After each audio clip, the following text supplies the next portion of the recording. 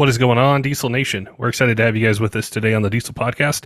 If you're watching this on YouTube and aren't subscribed, make sure and click the subscribe button, like, comment, let us know what you think about the episode. If there's a particular guest or topic that you'd like to have on the podcast, we're always checking comments on there and love to be able to take your guys' feedback and then work them into future episodes. Today I'm going to be joined by Jordan from Wicked Customs, and I wanted to ask him about the difference between cast and forged wheels and then also about dually setups, which have gained in popularity recently. So we're going to talk about the differences between two different ways to make wheels and also how to factor that into a custom build, something you're going to tow with, haul with, or if it's a show truck, and then also talk about the dually setups as well. Before we get to it, though, I want to remind you our friends over at Kershaw Knives have a 20% off site-wide code for you. Use code 23diesel20 at kershaw.kaiusa.com. It's a great way to save 20% off site-wide, so if you need a knife for hunting, fishing, EDC, something around the job site, they've definitely got you covered. They've had a bunch of new releases in 2023. One of the newest ones are the Duralock models, which the blade's made out of D2 steel. The way that it opens and closes is super smooth, and there's different choices for blade shape and also handle shape and design as well. So if you're in the market, definitely make sure, head on over, check them out, and use code 23diesel20 for 20% off site-wide. All right, let's get to today's podcast with Jordan from Wicked Customs, chatting with him about the difference between cast and forged wheels and also dually wheel setups. Jordan, welcome to the Diesel Podcast. I've been enjoying our recent episodes talking about leveling kits, lift kits. Last time we were talking about, wheels and tires, and you had mentioned before, hey, there's a whole other in-depth topic we can go into, which is forged, cast, dually wheels, things like that. So I'm glad to have you back on today to be able to talk about that. Thanks for having me.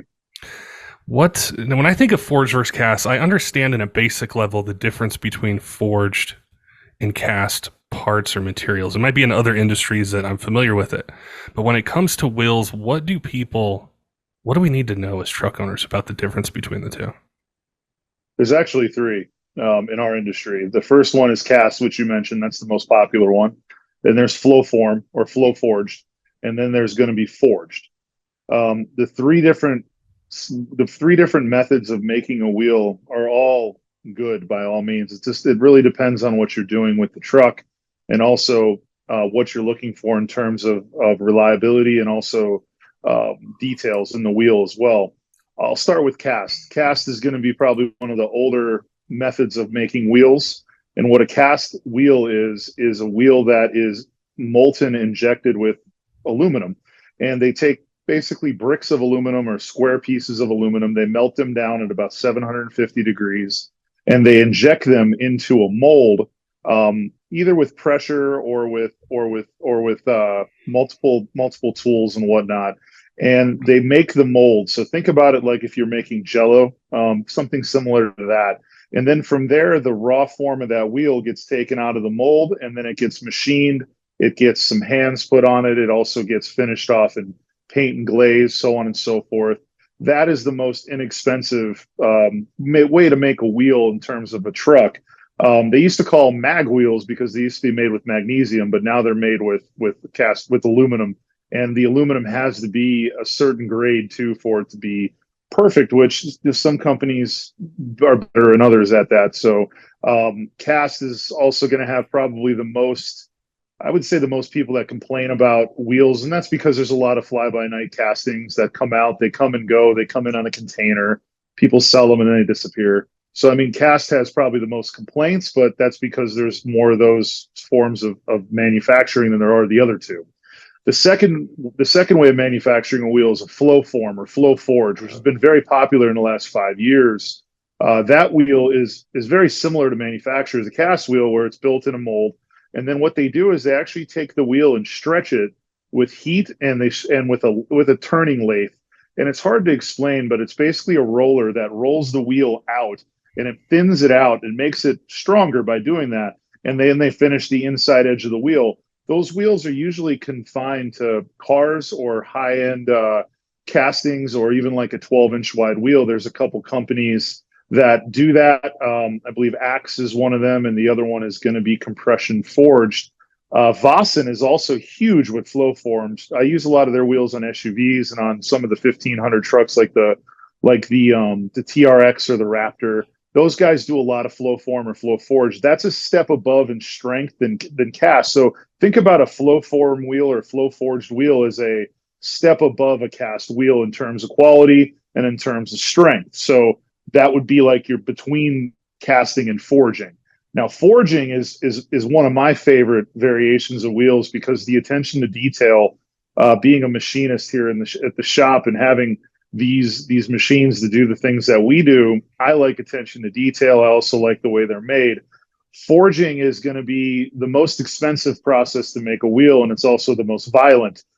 Forgings are start off with a round barrel, basically that's the shape of a wheel, and they pound it into the press. I can't tell you how many tons, but I'll put it to you this way: the factory has to be built around the size of this press. So whatever factory's making a forged wheel or forged blank has got a press that was built around it, so or built for it. So this press is huge. Recently, Elon Musk put I think it was a 900-ton press in his place. So you can imagine, it's called a giga press, obviously. But that is the same way. They built this building around this press. So it pounds the aluminum into shape. And what it's doing is it's compressing the aluminum and it's making it stronger by compressing the air pockets in it and compressing the weave in it. And just like steel, when you're beating on steel or you're heating something up and forging it like a blacksmith, it's the same thing with forged wheels. So they forge the look of it, they forge the bottom of it, and then they machine the inside of it the same way with rollers and with press forgings. They take that product and then they send it to wherever is going to finish it off, and they take that wheel and they cut the design into it. That gives a lot of freedom where a CNC machine can do all these different three-dimensional forms and designs, where a casting or a flow form, everything's got to be a certain way. There's only so much you can do with it. The other cool thing about forging is that it doesn't have a rough edge like casting or flow forging does. The forging itself is pretty reasonable, but most of the time they take that edge off with a CNC and they actually make it smooth with either a ball cutter or any kind of flute or tool, so on and so forth, to make that smooth, to be able to polish it or powder coat it, and it just looks so good. And you can do a lot of intricate things with forged wheels. Also, they are the strongest wheels that are out there. You know, really, realistically, guys like American Force, JTX, even KG1, all these companies are doing forged wheels at the highest level. So if you get a forged wheel at this point in time, with those companies, they're all going to be very good. It just really depends on the design and what you feel is the best wheel for your look, and also the wheel that you trust the most.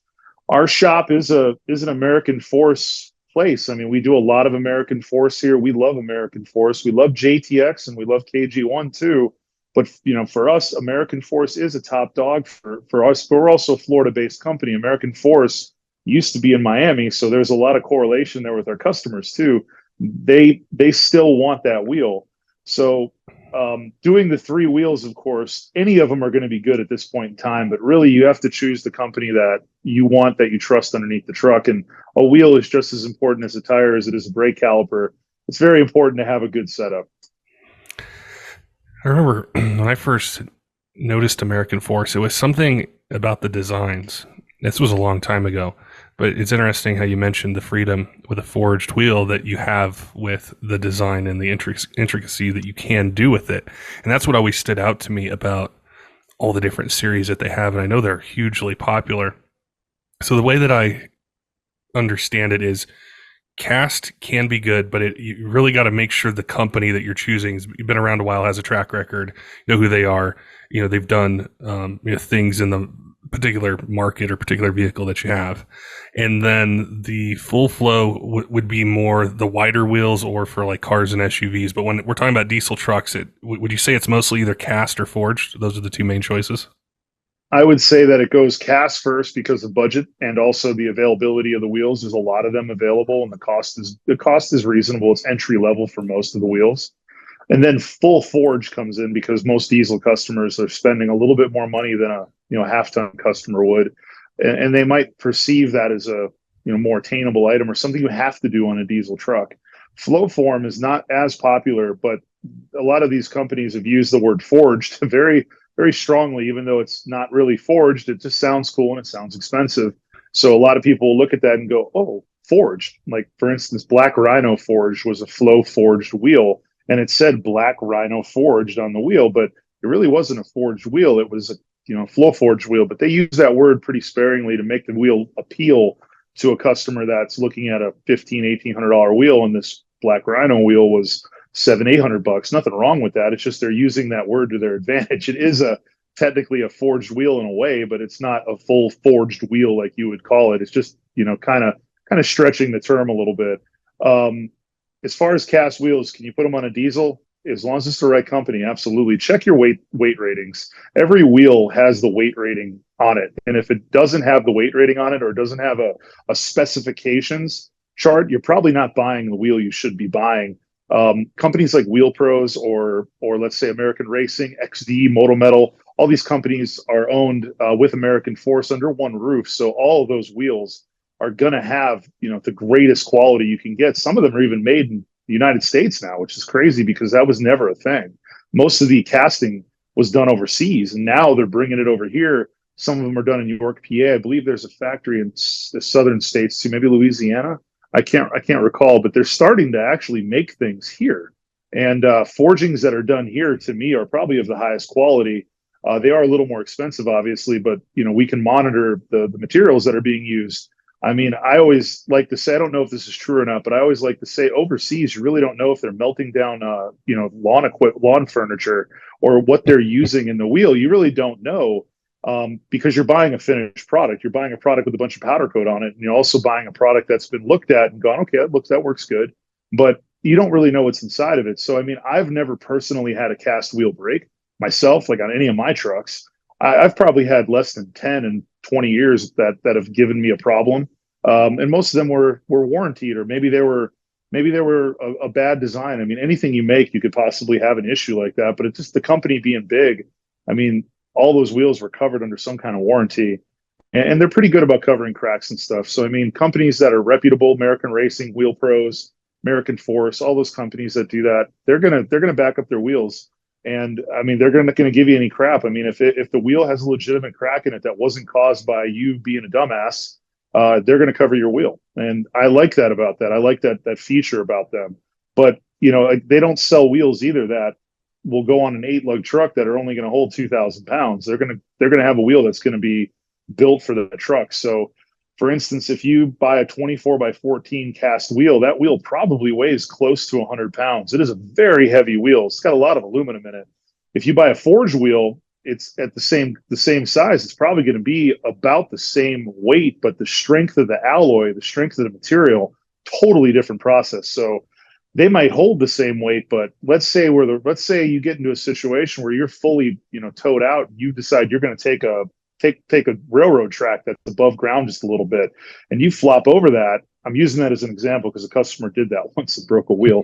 But if you do that, you probably won't have an issue with a wheel that is forged, where a cast wheel, you're gambling. I mean, you're definitely pulling a short straw or not on that one. But I've run both wheels on trucks. I like forged wheels just because it's the Rolex value, where you look at a build and it's got forged wheels on it. It's kind of serious at that point. You could have a leveling kit or you can have a 12-inch lift. And if it has forged wheels, it's taken seriously. Kind of like I've always had this. I've always been told, I don't have a Rolex, but I've always been told if you have a Rolex, you can walk into a room and not introduce yourself.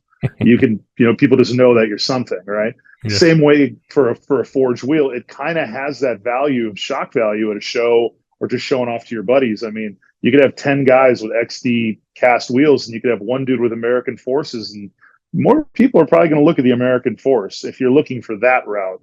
And that is a big thing in our industry. I mean, we're not buying these wheels to look worse. We're buying them to look better and to show that the truck has, a good look to it, or maybe that you styled it yourself. You picked the wheels out. You picked out the outfit for the truck in a way, right? Just you don't change it very often. But, function-wise, I mean, the difference between a cast wheel, a flow forged wheel, and a forged wheel, it's really weight, and it's really how much risk are you willing to take if you're doing the maximum that you probably shouldn't be doing, and then doing something stupid on top of that, or something that you couldn't control on top of that.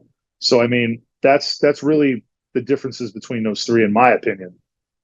Well, you think of the capability of these trucks, what they tow, their payload, and then we branch out into the aesthetics, the look that we want.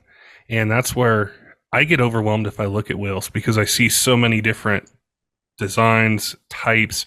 That's why I was really excited to chat with you today to understand more of what I'm actually getting. Because in the back of my mind, money, no object. I'm building a truck. I'm putting American Forces on there because I've always loved the designs. I've always loved how they do it. And also, I've seen a lot of trucks over the years that they captured my attention, and I looked at the wheels and I'm like, yeah, that's what they're running. And it's just, to me, the kind of pinnacle of design for myself when I look at them. And then I have that second aspect of forging the wheel. And I think if I'm investing this money, if I'm going to your shop, having you do the lift kit for me on my, Denali or my King Ranch or my Limited, I'm going to spend a little bit more money and get this forged wheel that I want just for the capability. You're not wrong about that. I mean, I've seen it firsthand though, where guys come in with a F350 Limited and they want the cheapest wheel they can get. It just needs to be black. The old Henry Ford model. You can have anything you want as long as it's black. That's just what people do sometimes. But veering back to what you were saying, American Force in our time, meaning 35 to 40-year-olds. That's kind of the pinnacle of what forged wheels are. But I was doing this when I was like 12, 13 years old. So I go back a little further, and weld wheels were kind of the originator behind forged wheels. Weld wheels, Billet Specialties, and then Hot Rods by Boyd. Those three companies, at least in my opinion, from my history, there's probably some guy who went out there going, I was there too, but I don't know you. But I know those three companies were pretty much the pinnacle of forged wheels. They all kind of just started doing these for hot rods and also for race cars. And Greg Weld was sort of the envisionary behind the forged wheel, and he was the first guy to do like 16 by 14 aluminum wheels. I was trying to figure out, I think they were making the blanks in South Africa, but I couldn't find anything that could confirm that. But I remember talking with his son about that, and I think that's where they were forging them. But they were obviously making them here on a mill, or same thing with Hot Rods by Boyd's or Billet Specialties. Those guys were taking aluminum blanks and making wheels out of them. Pretty cool. And a lot of that actually kind of came from motorcycle wheels too, which is another outlet there. But American Force in our time, in our truck industry, they are sort of the innovators of what we did and what they started. I mean, I remember when they only had dually wheels, and when they came out with normal single rear wheel truck wheels, it was only 5 designs, and they only had 22 by 12 and 22 by 14. And it was really funny because Ray and Sergio and those guys over there, they were doing something that nobody had done since Weld Wheels went out of business. And Greg Weld actually passed away. And there was nobody really making forged wheels at that point. And they kind of just came out of the woodwork with this. And they came to SEMA. They always had a huge booth. And I'll tell you, man, I want to say it was 2013 or 2012 is when that happened, and it blew up. I mean, imagine having 5 wheels and selling 5 wheels and constantly being 3-4 months booked out, and then figuring out how to make more wheels and different wheels, and then they figured out how to get a good forging facility that could make them blanks. I mean, that whole process is it's ugly and it's hard to make wheels. It's not easy. And a lot of these companies have adapted that same concept of they get blanks, they make wheels, they design things, and it all depends on where you go. American Force obviously is the pinnacle, but FedEx has to have UPS, and same thing goes for like Costco. They got to have a Sam's Club, and American Force, in my opinion, has JTX and KG1 are sort of right after that. And I mean, not saying any one of them is better than the other because they all have different designs, but it's really cool to see 3 different companies make such badass wheels and compete with each other to where, who's making the better wheel, what design do you like more, the marketing, the lifestyle behind it too, because there's a lot of people that are enthusiasts of certain wheel brands. It's sort of like a mob. Like there's American Force boys, there's JTX boys. There used to be a specialty forge mob that was huge in the 2017, 2018. That was humongous, and that folded unfortunately into a different thing. But regardless, it was an interesting time where you had people that were diehard fans of certain wheel companies, and they lived and died by it, like they were promoting their favorite football team. And even to this day, you still have guys that have AFW in their names, or they support that. There's a whole like influencer deal behind that as well. I mean, my company personally, we promote companies that do good work, and there's a lot of companies that are out there that are just starting off, and for Wicked Manufacturing, Wicked Customs, or me to promote somebody or say this is a good wheel, even use it, it's got to be top notch. And I'm a firm believer in the companies I use, and I want good results. I can't build good suspension lifts with crappy wheels. I just can't do it. And the same thing goes for tires too. So I mean, if you're gonna look at a wheel, look at one design. If you like it, you got to like the way it looks. Obviously, you don't want to buy an ugly wheel. Two is you got to look at the warranty. All of them are pretty much lifetime for the most part. And then three is does the wheel company, how long have they been around? American Force, one thing you can't compete with American Force with is that they've been around for like 25 years or 20, I think it's 20 years, but those guys have been in the industry forever. I mean, Ray and Serge, they're from Miami. Ray's no longer a part of American Force, but those guys, both of them were in Miami doing work before any of us were. I mean, in the 90s, it's like those guys were all working for a guy. We're all working over there for different shops and whatnot. They were doing dualies before anybody even knew what really the stuff was or how cool it could be. So, I mean, that American Force has the most experience, in my opinion, in the dually wheel scene. But there's nothing wrong with JTX's dually wheels. There's nothing wrong with KG1's dually wheels. It's just a matter of what you trust and what you do. There's also Liberty Forge too. He's doing a lot of great things too. He's a machine shop that's building wheels, and I like that dude. Sully's a good guy. He was running one of my lift kits until recent because he went with a bigger adjustable kit that moves up and down. But we don't hate him for that. He ran the shit out of my lift kit, and he gave me a lot of great content hauling. And that dude's got a good thing going too. But he's probably the smaller of the three. And even if he's more experienced or maybe a better machinist, guy like that's got to earn his keep. He's got to have a bunch of wheels out there that don't fail, that don't have issue, and then from there, people can make their decision as to where they lie on the board of respect for wheels. Well, that's what I really appreciate about the information that you give us, because you're at the front line. So you're having truck owners come in, you're setting them up with suspension kits, leveling kits, wheels, tires. If there's an issue, you're going to hear about it before the manufacturer does because you put it on. So that's the important feedback, and it's really insightful to understand this particular part. I'd like to talk about dually wheels if we could for a minute, like dually cast and dually forged. Yeah. Go ahead. Ask me. I was just going to say with dualies, because you'd mentioned it, we talked about it on the last podcast. It's way back when dually trucks, to me, they were just the guy hauled with it, and it had stock wheels, stock tires. That was it. And then somewhere along the line, it started to get like the 3/4 and 1 ton trucks, and people started to personalize them. They started to lift them. They started to do wheels and tires, and it looks so cool. And so I wanted to ask you about that, because you had some thoughts from the last podcast. You wanted to chat about it a little bit. I think we could do a whole podcast about dualies in general, but to chat about the wheels part of it, dualies, they're not like a used truck anymore. Having a dually is like having a flex at this point. I mean, a dually is a very expensive vehicle, and they're very expensive to modify, but there's also ways you can do it for less money, but they're not as good. So what I'm going to go to is I'm going to use an example, 2023 F450. You have a couple options for wheels. You have cast wheels for dualies, and you have forged wheels for dualies. I have never seen a flow forged dually wheel, but I might just not be looking hard enough. But when I do dually wheels in our shop, it is a forged wheel, or it's pretty much nothing. The reason why I don't particularly care for cast wheels too much is because I like the fact that forged wheels have less of a potential of having a break. And I look at every dually customer, even if it's the guy that never puts a trailer hitch in his truck, as somebody who's going to haul the maximum, if not more, one day. And I just don't set up dualies any less than great. I don't feel like there's a lesser way to do a dually.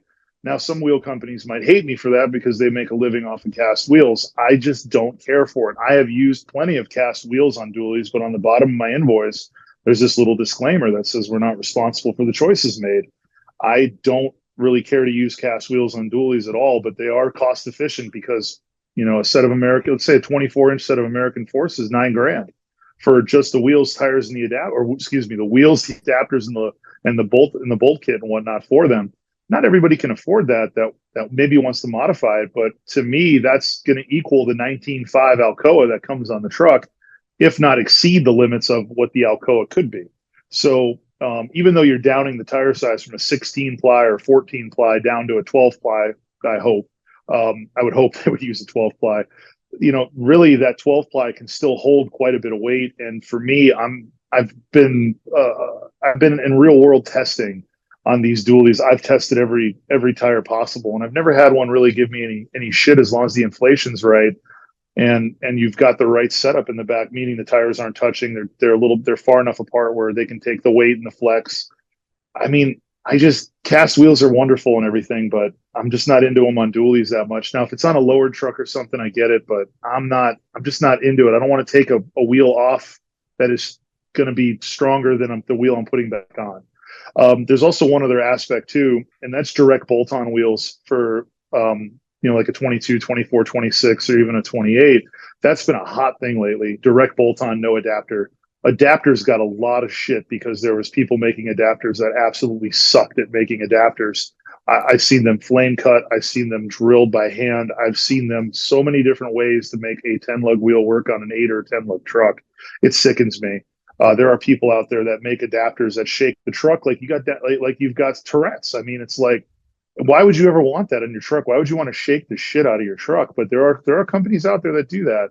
And the adapter's got a bad name because of that. All the companies that make adapters, the big boys, American Force, JTX, KG1, all those companies make a solid adapter at this point. Like all of them are making good adapters. The big companies, some of the little guys are not making adapters the greatest way, or they're not maybe buying them from a company that makes them a good way. It really sickens me when I see that kind of stuff, because I think to myself, what is a half inch or a 3/8 plate with 10 bolts on it going to hold? It just doesn't make sense. But there are guys doing that.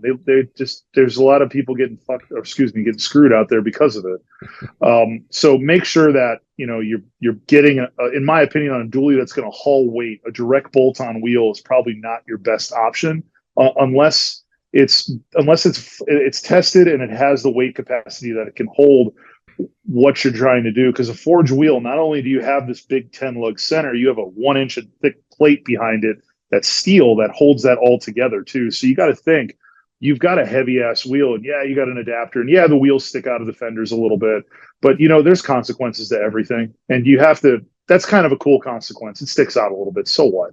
In my opinion, that's a good thing. When you have an F450 and you have the turning radius that is absolutely absurd and good, when you don't have adapters and you have a wheel company that doesn't understand that a 450 will touch the sway bar and touch the radius arm or the four-link, if you don't have a 1 inch adapter behind it, or you don't have the material built into it, you'll actually take away some of the turning radius of the truck because of it.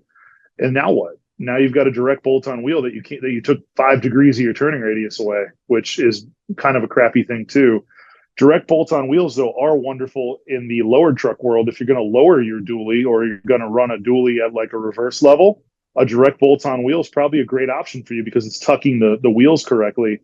But again, the weight capacity thing kind of makes me wonder how that all works. I don't know, and I don't believe personally that a direct bolt-on wheel would be the way to go, unless, of course, the wheel company that's making it has weight capacities built in. It's been tested.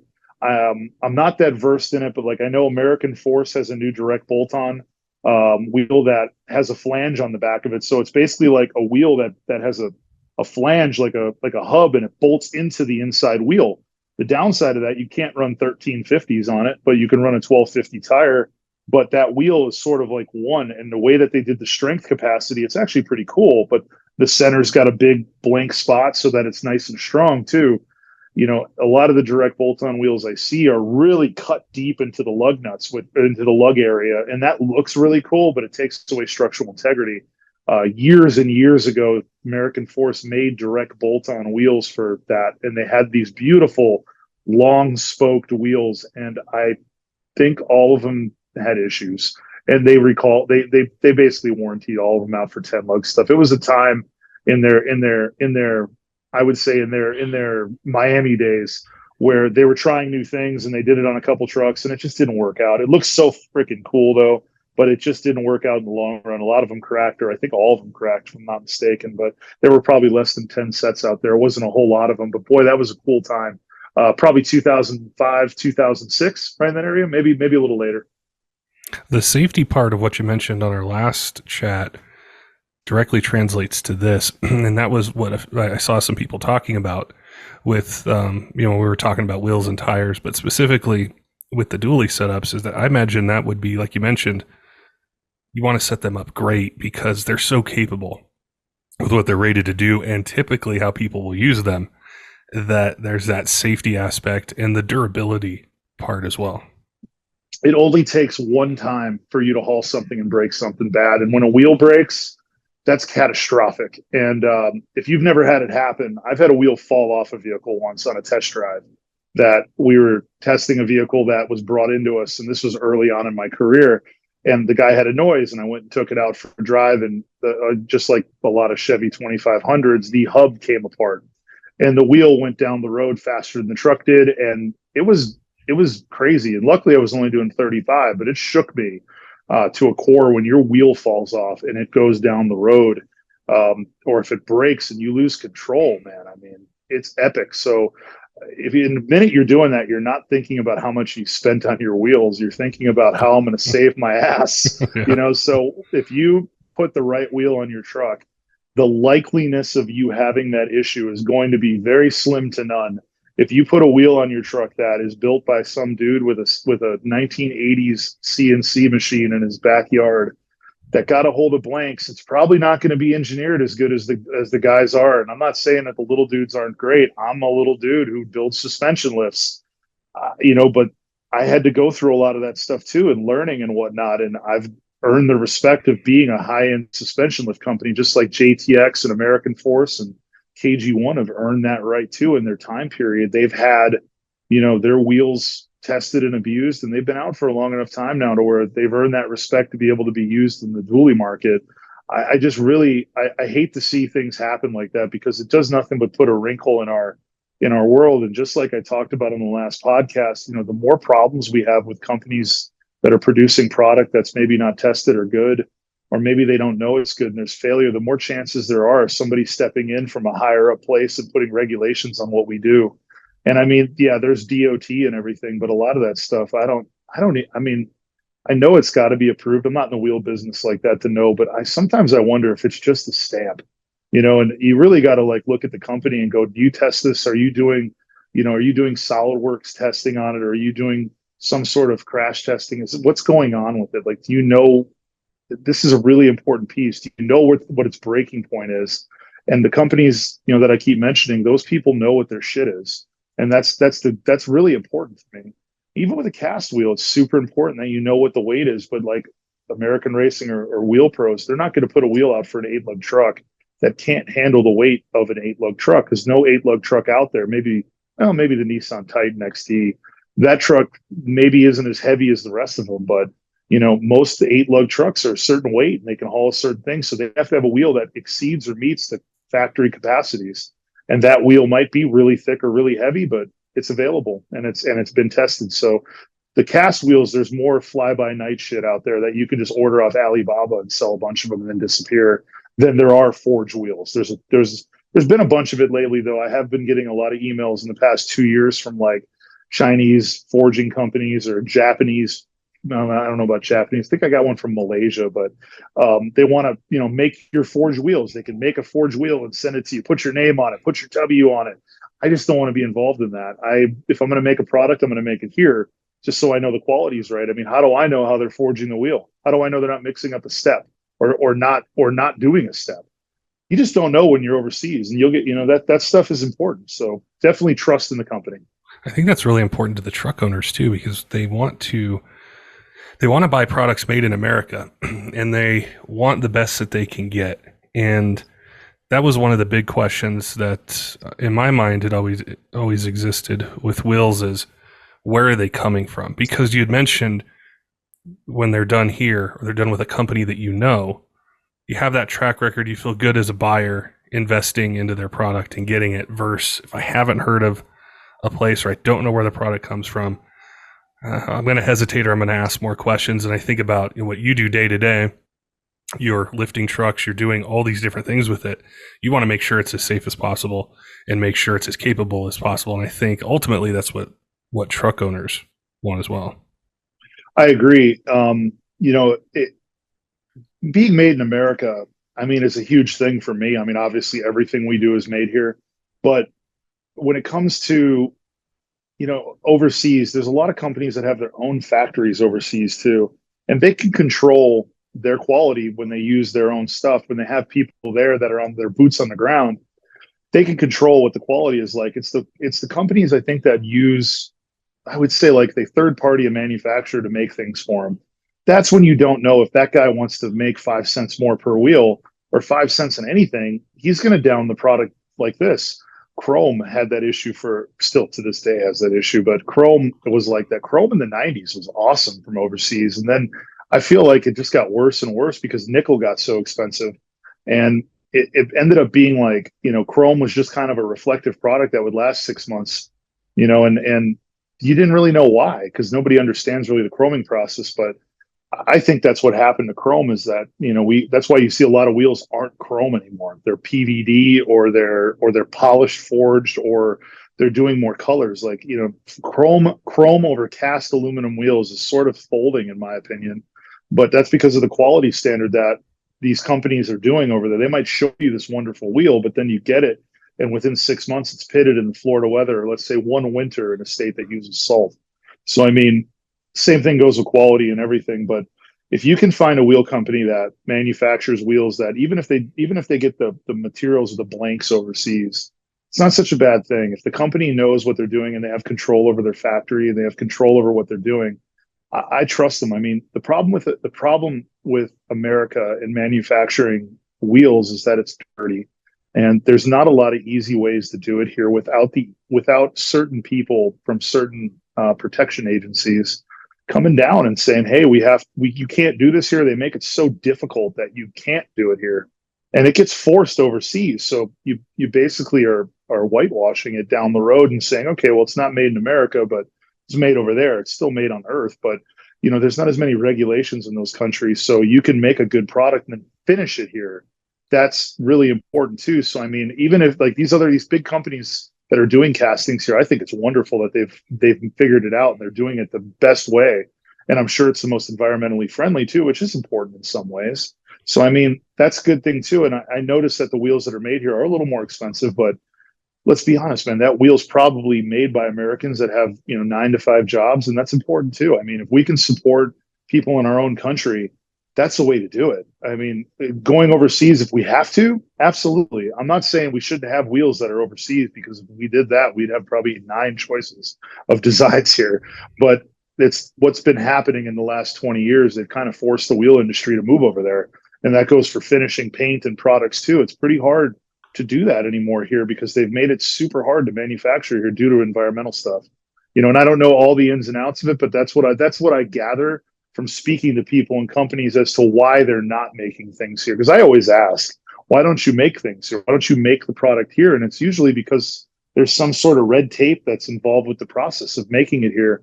Or the other thing is it would be too expensive, which is why they don't make the iPhone here. iPhone here apparently is because of the labor laws and things like that comes down to. That's what I understand from reading a book called After Steve Jobs. That particular book talks about that and why they don't make iPhones here, and it's because of labor. And you can't wake a whole factory up in the middle of the night and say, we need to get 30,000 iPhones done by morning, because nobody here is going to do that. Over there, it's their life. They live in the factory. I mean, that's what it is. So, I mean, I could see that happening with manufacturing, with wheels too. I mean, I can only imagine what they're willing to do over there and what we're not willing to do here.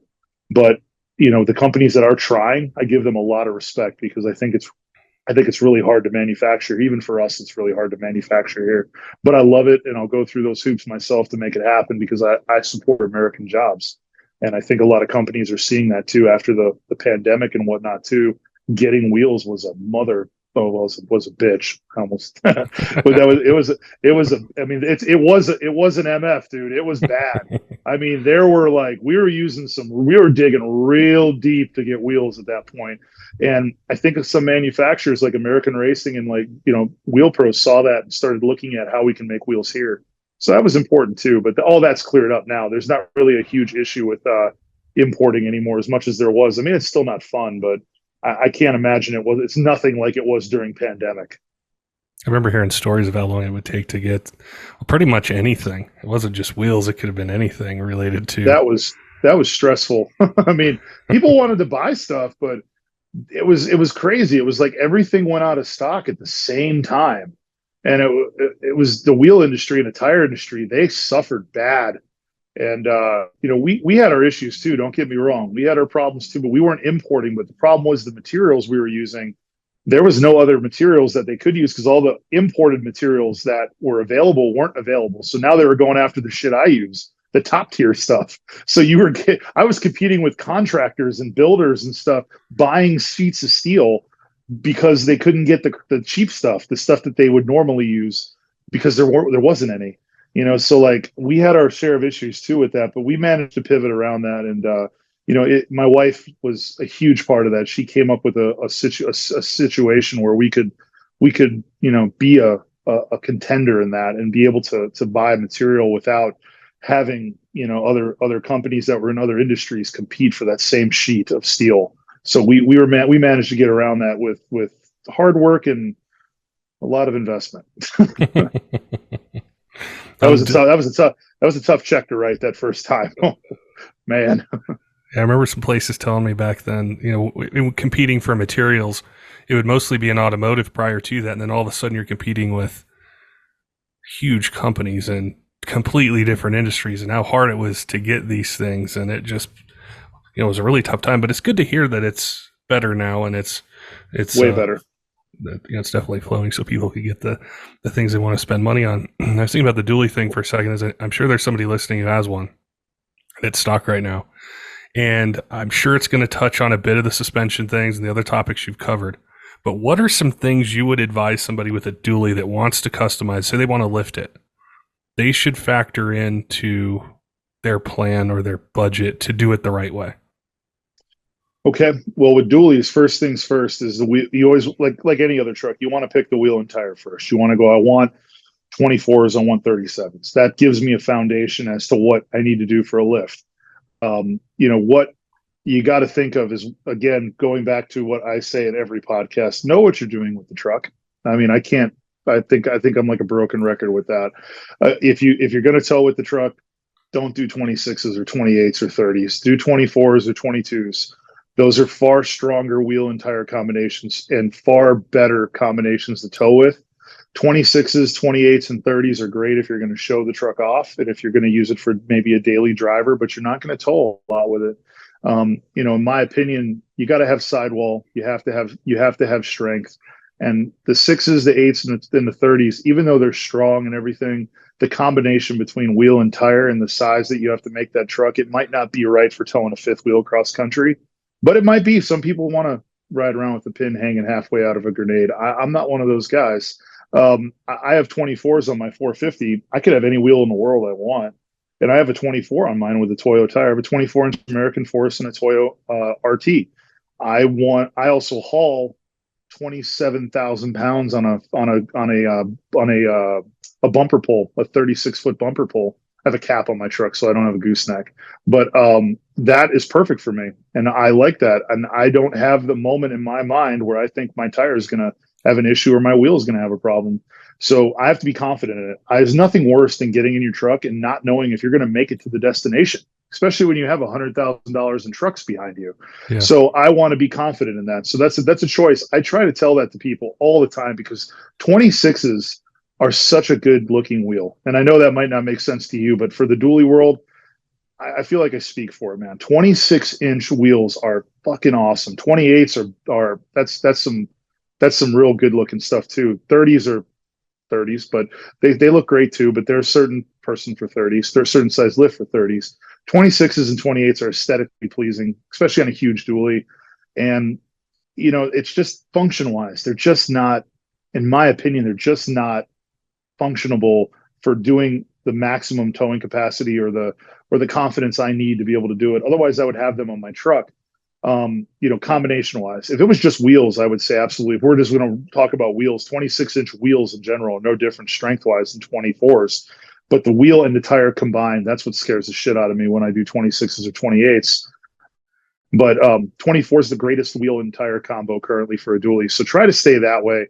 If you're going to haul a fifth wheel, try to stay under 4 inches of lift and 37s, because you don't have to modify most modern fifth wheels. For instance, a camper or maybe a horse trailer, those can handle the few extra inches of lift you're going to put on it.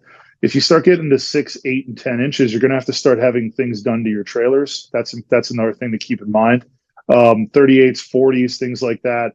You have all this extra height and tire now. So I mean, those are things to consider too when you're lifting a dually or running a dually setup or running a wheel on your truck. As far as super singles go, we haven't talked about that. Dually super singles, I have them on my 450. I've put them on a lot of people's trucks. The thing about super singles, they're the best. That's that wide wheel in the front of a dually, by the way, for those who don't know what that means. That means that the front wheel sticks out like a normal single rear wheel does.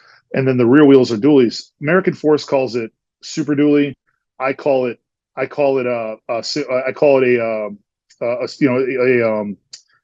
I lost train of thought. It's a super dually or a super single is what I call it, because that's what I know it to be. And then there's some other companies that have different names for them, but that particular setup, instead of running a normal floater in the front of a dually, which is the normal dually bowl looking wheel, that setup is the coolest looking thing on the planet. They're also pretty damn strong too. The downside to super singles is that here in Florida, for instance, we have this huge crown in our road where water it basically runs off the road because it rains every day here. And they also have these grooves too from dump trucks and everything else that's heavy. And we have asphalt, a lot of heat. And the super dualies or super singles, they do grab that quite a bit. And it does haul you around because you got this big fat track in the front of a dually and you got a fatter track in the rear. So think about it this way. You have anywhere between 26 and 30 inches of width in the rear. And in the front, you've got maybe 12 or 13 inches of width too, but it's out further as far as the back wheels are. So when you grab that track and your back wheels grab a different track, that truck will feel like, Jesus is controlling it sometimes. You have to get used to that, where a dually will normally have a real narrow front track and then the rear is real wide for stability. So it is a different driving truck. So if you're going to go super singles, just know your truck's going to change drivability and you're going to have to learn how to drive that truck a little bit better. There are some people that will probably say, oh, that's bullshit. My truck drives great. Probably does, and it does. I'm just saying knowing from both, from going from a normal dually wheel to a super single front, there is a difference to me in how the truck handles. The normal floater wheels handle immaculate, 10 out of 10. Super singles, they definitely lose a couple points in drivability, but they look so goddamn cool. I'm so fine with that consequence. I just learned how to drive it. Not a big deal, but people need to know that when they're doing super singles for sure, that they do drive differently on dualies. There's no difference really in weight capacity. Rotations are not as fun because you have a different setup on the front, but you can still do a lot with a super single, but they are so cool looking for sure. It's a lot of really great information, and the dually side of it to me is I see them, but I didn't understand all the different aspects and the things that you should look out for, when setting them up that way, and then going through castings and different types of forgings and things to think about in safety. It's really helpful to get to know this and be able to put the complete package together between level lift, tires, wheels, different types of wheels that are out there. So I appreciate your expertise and the insights that you gave us into planning out our build and being able to get the setup that we want for people who are listening. Maybe they're in Florida, maybe they're not, maybe they want to take their truck out to you. How can they reach out to you guys and connect? Social media, wickedtrucks.com is our website. At wicked_customs is Instagram, and then I think Facebook's like Wicked Customs Naples. You just got to look for the W logo like this. That means it's real. That's us. To end this too, I'd like to put a little disclaimer. These are my opinions, and these are my opinions that I've given over 25 years of experience. What I've seen, what has happened. Also, being in South Florida, we have a different environment, different drivability, different kind of people. I've been around it a long time. What I've said in this episode is only what I've seen and what I believe is correct. There are probably people that disagree with me or can agree with me, but when it comes to it, I just want it to be safe. I just want your truck to be long lasting. I don't want you to have an issue and never lift the truck again. I want your business for as long as you can give it to me. So I think that if we all can agree to quality over quantity, or maybe quality over cost, I think that would be a great thing. Not saying everything that's great quality is high priced either, but I really want to see the industry last forever, as long as I can live and maybe my kids too. So, build quality products and we'll be fine. And I think that everything we've done or everything we've tried to do has always come out with the highest quality or the highest standard, and that goes for building trucks or building lift kits or buying wheels. Don't forget, Diesel fans, make sure and head on over to kershaw.kaiusa.com. Use code 23diesel20 for 20% off site-wide. It's a great way to save some money, get some really cool gear. So if you're in the market for a knife for hunting, fishing, around the job site, EDC, they've definitely got you covered. They've had a ton of releases in 2023 of new knives. One of the newest ones are the Duralock models. It's a blade made out of D2 steel. The way that it opens and closes is really smooth, keeps your fingers away from the blade when you're operating it. And there's a bunch of different choices for blade shape and also handle shapes as well. So definitely make sure, head on over, check them out, and use that code to get 20% off site-wide. Also want to give a shout out to some of our Patreon supporters, Tyler Loewen at 23 Diesel, J. Cole John, all of our other Patreon supporters, all of you who subscribe on YouTube and podcast apps, follow us on any of our social media pages.